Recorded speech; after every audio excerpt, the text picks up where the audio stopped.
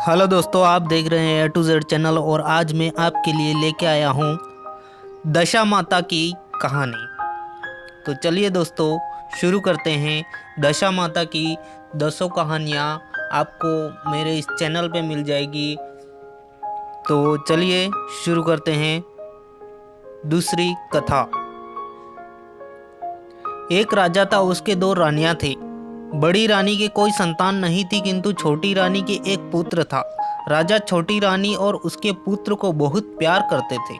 यह देखकर बड़ी रानी को डाह और ईर्ष्या होती थी। वह सोतियार डाह के कारण राजकुमार के प्राणों की प्यासी हो गई थी। एक दिन राजकुमार खेलता हुआ अपनी वी माता के चौक में चला गया। वी माता ने उसके गले में एक काला सांप डाल दिया। राजकुमार की माता दशा रानी का व्रत करती थी। वह लड़का दशा रानी का दिया हुआ ही था, अतः दशा रानी की कृपा के कारण राजकुमार के गले में पड़ा हुआ सांप स्वतः ही सरक कर भाग गया।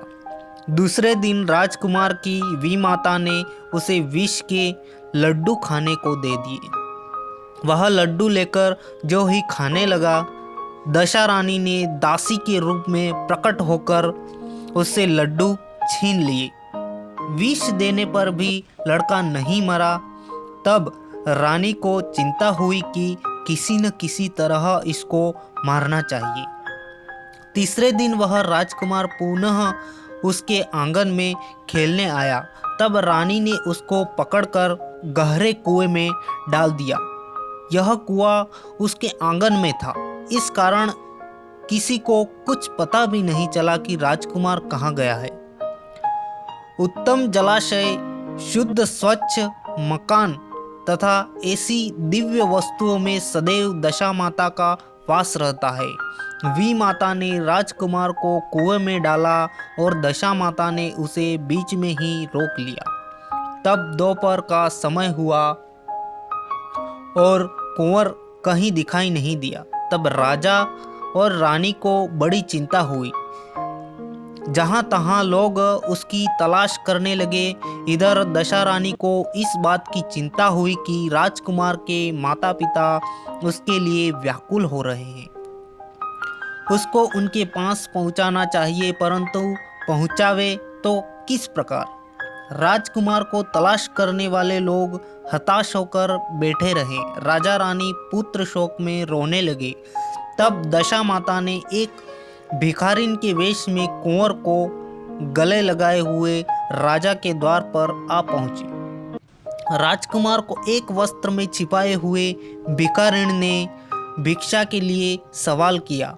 तब सिपाहियों ने धुतकार कर कहा कि यहाँ तो राजा का राजकुमार खो गया है तथा सभी लोग दुख और चिंता से व्याकुल हो रहे हैं, और ऐसे में तुझे भिक्षा की पड़ी है, चल हट यहाँ से। तब दशा माता बोली, भाइयों, पुण्य का प्रभाव बड़ा होता है। यदि मुझे भिक्षा मिल जाए तो संभव है कि खोया हुआ राजकुमार भी मिल जाए।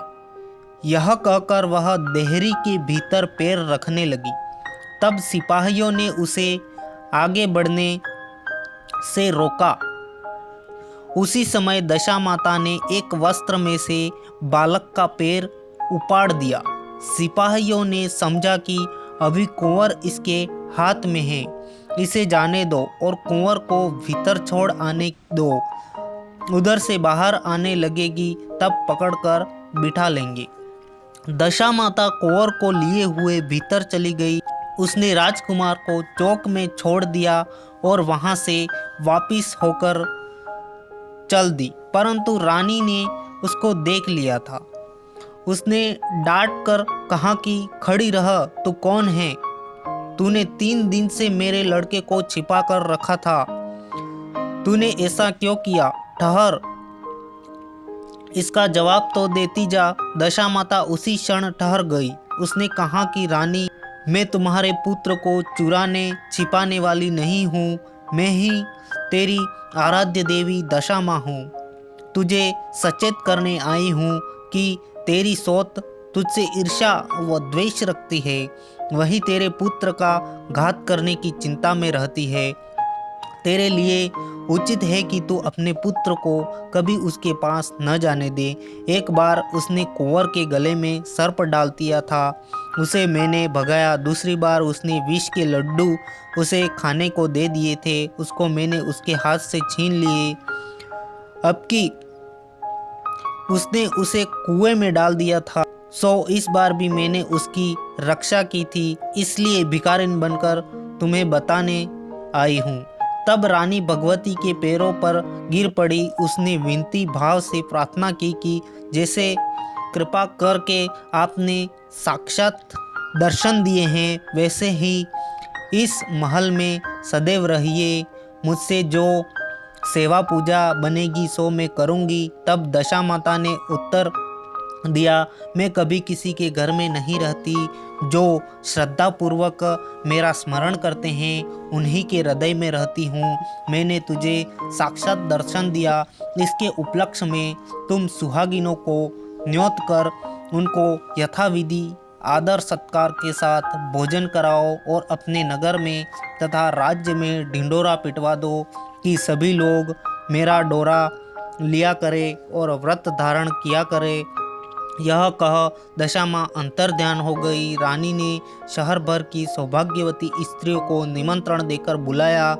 उपटन से लेकर शिरोभूषण श्रृंगार तक उनकी यथाविधि सेवा शुश्रूषा करके वह गहने आदि देकर आंचल भरे और भोजन कराकर विदा किया। शहर और राज्य में ढिंडोरा पिटवा दिया कि अब सब लोग दशा माता का डोरा लिया करें। थैंक यू, धन्यवाद दोस्तों वीडियो देखने के लिए। और आपको ये वीडियो पसंद आया हो तो लाइक कर लीजिए, शेयर कर लीजिए और सब्सक्राइब भी कर लीजिए ताकि मेरे नए से नए वीडियो आप तक जल्द पहुंच जाए। थैंक यू, धन्यवाद।